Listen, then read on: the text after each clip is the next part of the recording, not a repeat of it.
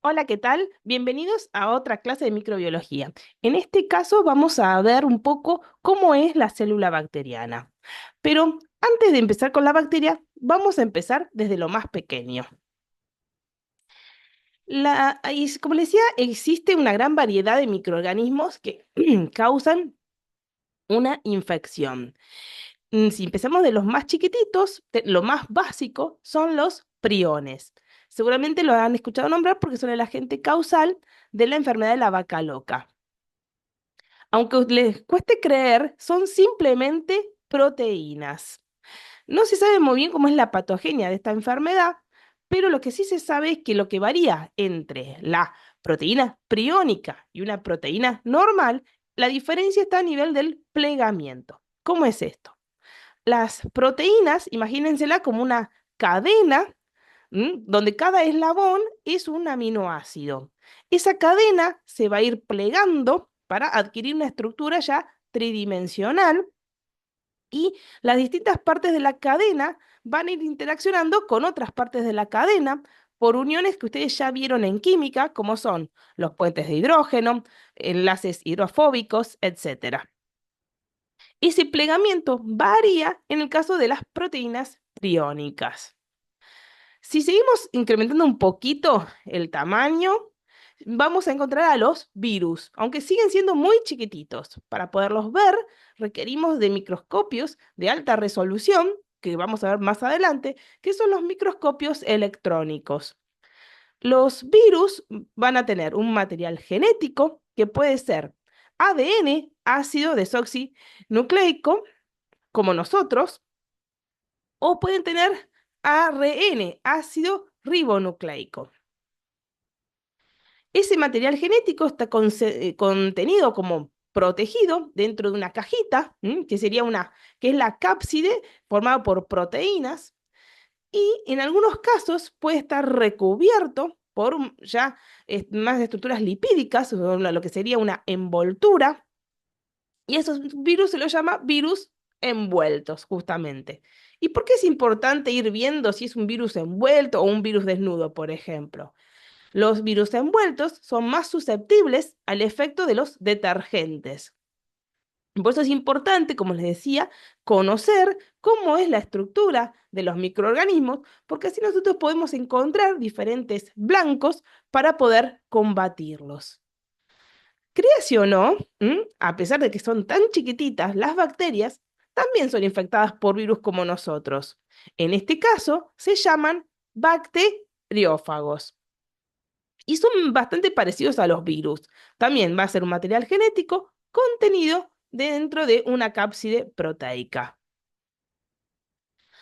Una vez que la bacteria es infectada por estos fagos, pueden ocurrir dos cosas, y esto es importante porque nos va a servir después para otras clases. Puede ocurrir un ciclo lítico o un ciclo lisogénico. ¿Cómo es esto? El fago se va a adherir, se va a pegar a la célula bacteriana en un sitio específico llamado receptor. Y va, tipo como si fuera una jeringa, va a inyectar su material genético dentro de la célula bacteriana. Y ahí es donde justamente puede ocurrir uno de los dos caminos. Si tomamos por el ciclo lítico, ¿qué va a hacer esto? El material genético del fago le va a decir a la bacteria, trabaja para mí. Empieza a hacer proteínas, a replicar mi material genético, y después, algunas que están las distintas partecitas, se van a ir ensamblando, y la bacteria se va a ir llenando de fagos, cada vez más, y recordemos que las bacterias son chiquititas. Entonces va a llegar un punto, va a explotar, como decirlo de una manera. Se lisa. Y entonces así se liberan los fagos que van a infectar a otras bacterias. Si en cambio, en vez de ocurrir el ciclo lítico, nos vamos para el ciclo lisogénico, lo que ocurre es lo siguiente. Ese material genético, en vez de darle instrucciones a la bacteria para que trabaje, lo que va a hacer es, se va a meter, así como que va a quedar dormidito en su material genético. La bacteria, ahora la pueden ver ahí en el gráfico, posee un solo cromosoma bacteriano circular, que es justamente ese círculo verde. Y ahí se va a meter el material genético del fago que lo vemos en rojo. Cuando la bacteria se replique para generar su descendencia, no solo le va a transmitir su material genético, sino también va a transmitirles el fago que está oculto. O sea que va a pasar a la descendencia. Hasta que llega un momento que ese fago se puede despertar e ingresar al ciclo lítico.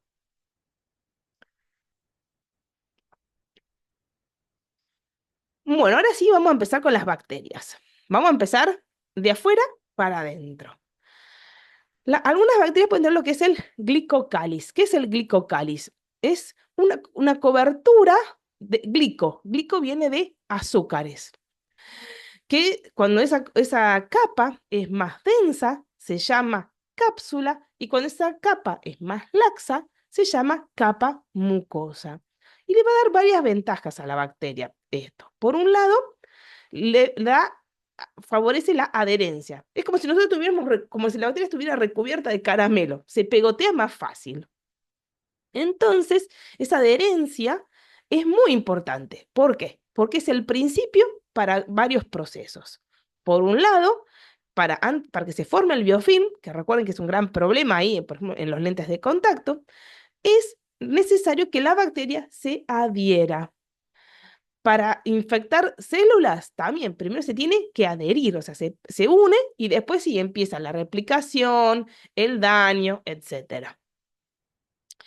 A su vez, si tiene toda esa capa así como de caramelo, es más difícil que le lleguen sustancias, como por ejemplo los antibióticos o distintos antisépticos, o sea, tiene una mayor protección. También al estar así como gordita, es más difícil que ocurra la fagocitosis. ¿Y qué es la fagocitosis? La fagocitosis es que cuando ocurre una infección, ¿qué hacemos nosotros? Lo primero que hacemos es mandar unos soldados, que son justamente los fagocitos, para que ataquen a la bacteria. ¿Y cómo la atacan? La comen y una vez adentro es como si nosotros pasa lo mismo como en nuestro estómago. Nosotros comemos la comida y en el estómago, por distintas enzimas, pH, etcétera, se empieza a destruir el alimento para que lo podamos absorber. Acá es lo mismo, o sea, dentro de la célula, esta de los fagocitos, van a liberarse sustancias que empiezan a degradar a la bacteria. O sea que es un importante factor de virulencia, impedir la fagocitosis. Después del glicocáliz tenemos la pared celular bacteriana. Y esta pared varía con respecto a diferentes grupos bacterianos.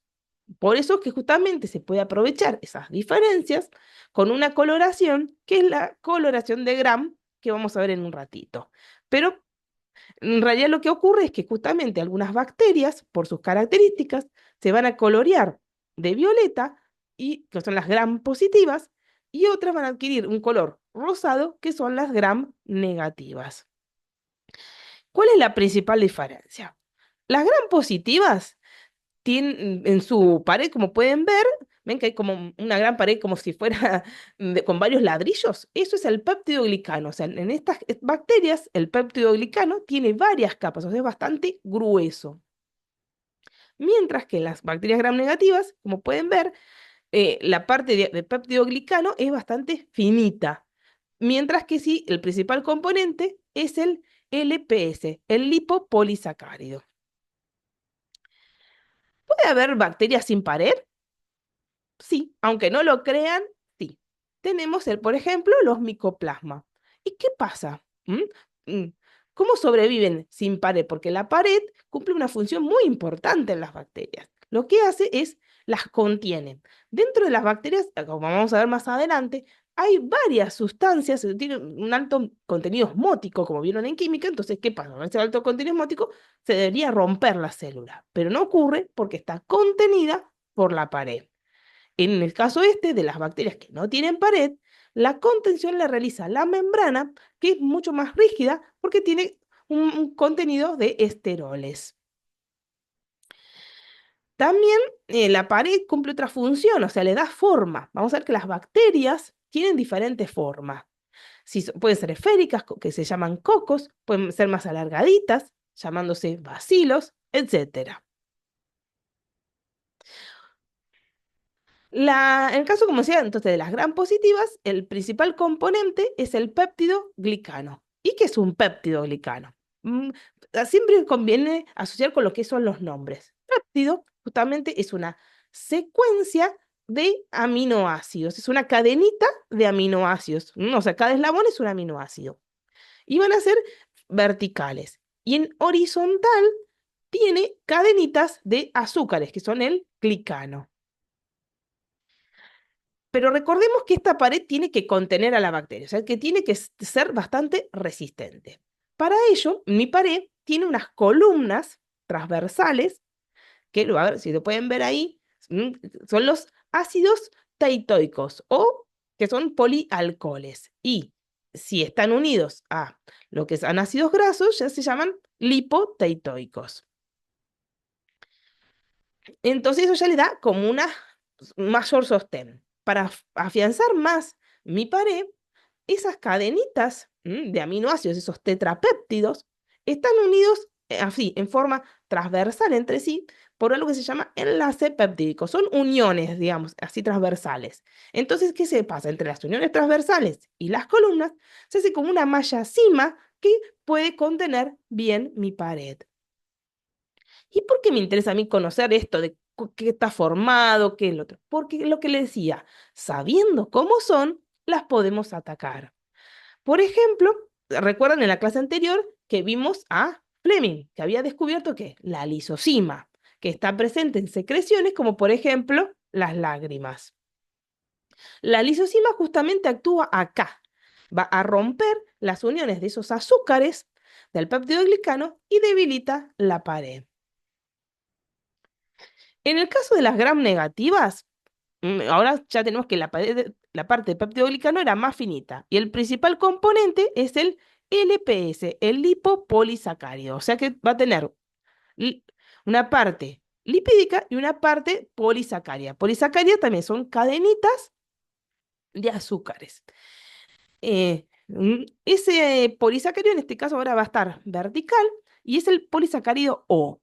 Y está como si fueran como colitas que se ven ahí en la membrana, las bacterias gram negativas. O sea que si yo la miro, no sé si las células que la van a atacar, la mira, lo primero que ven son esas colitas y entonces justamente son reconocidas por mi sistema inmune. O sea, actúan como antígeno.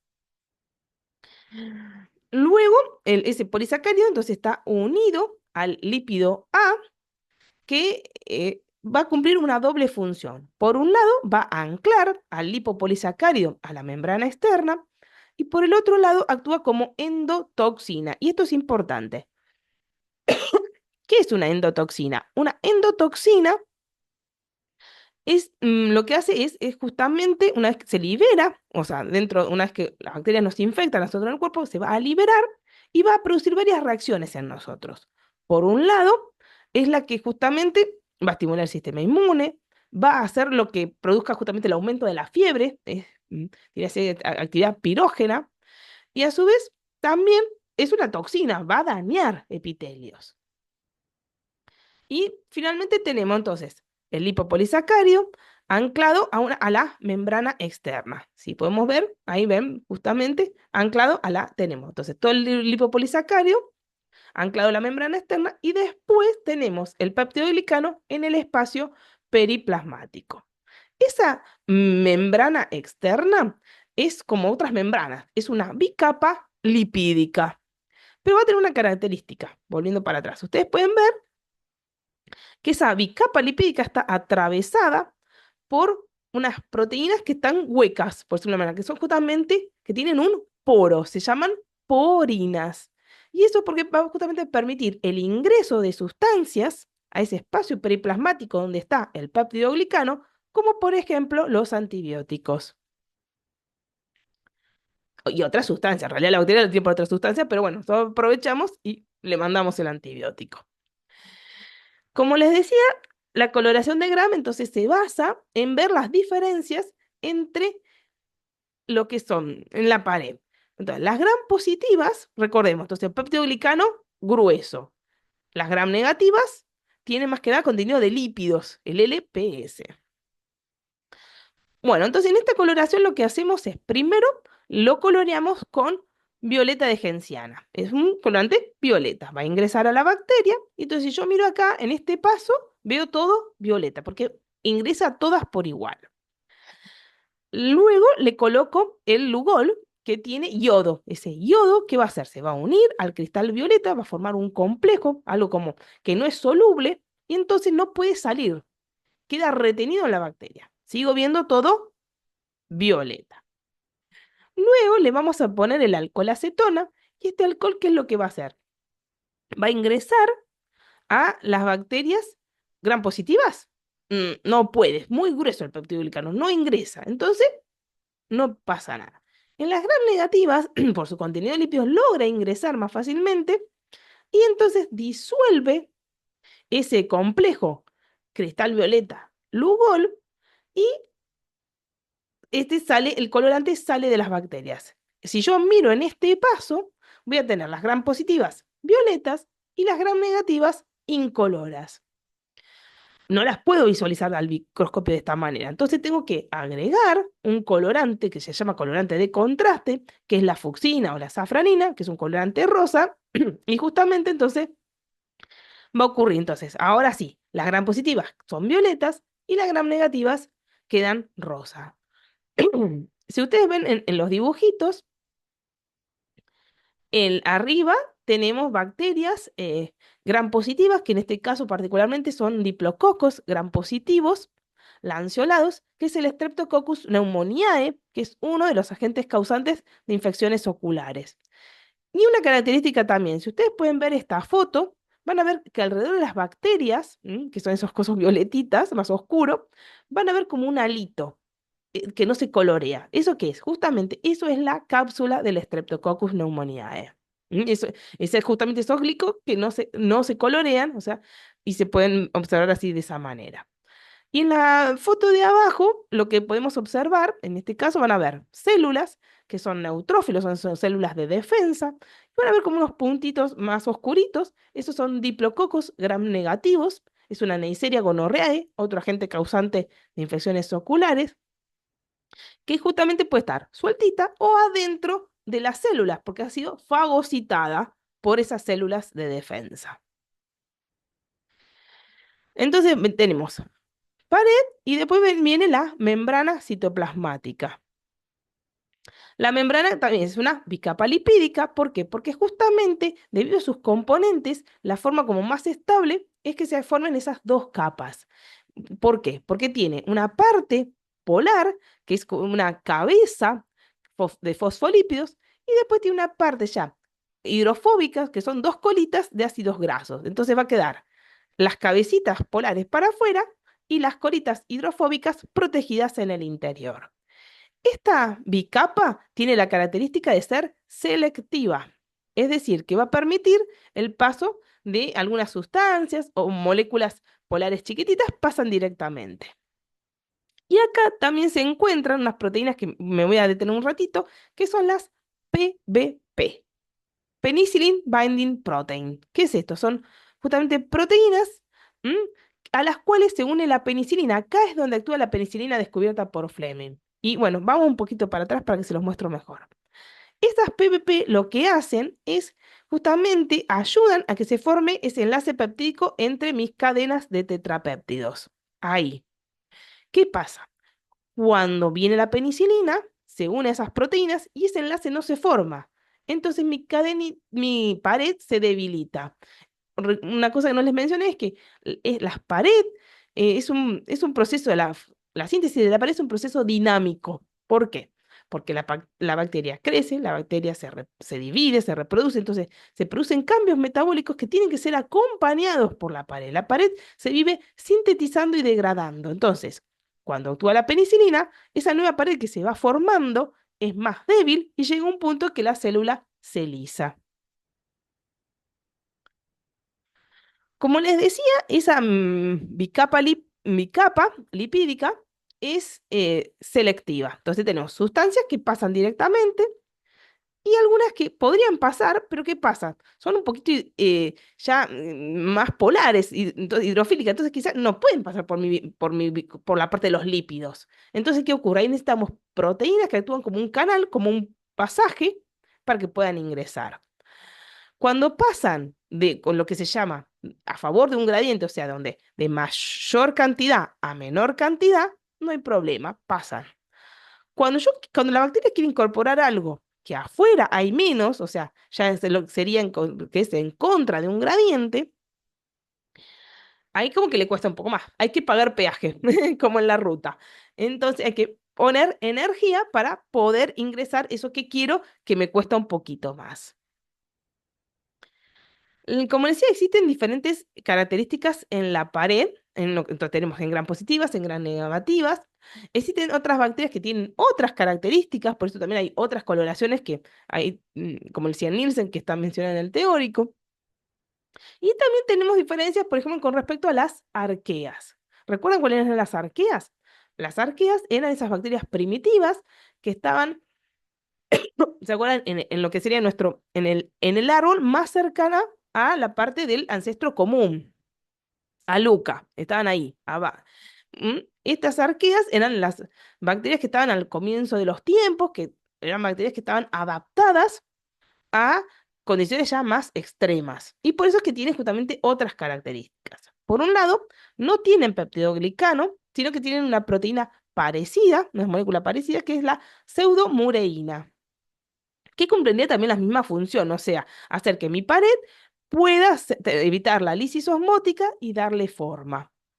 Pero justamente al no tener un peptidoglicano, por ejemplo, que son resistentes a la penicilina, resistentes a la lisozima, o sea, por eso es importante conocer.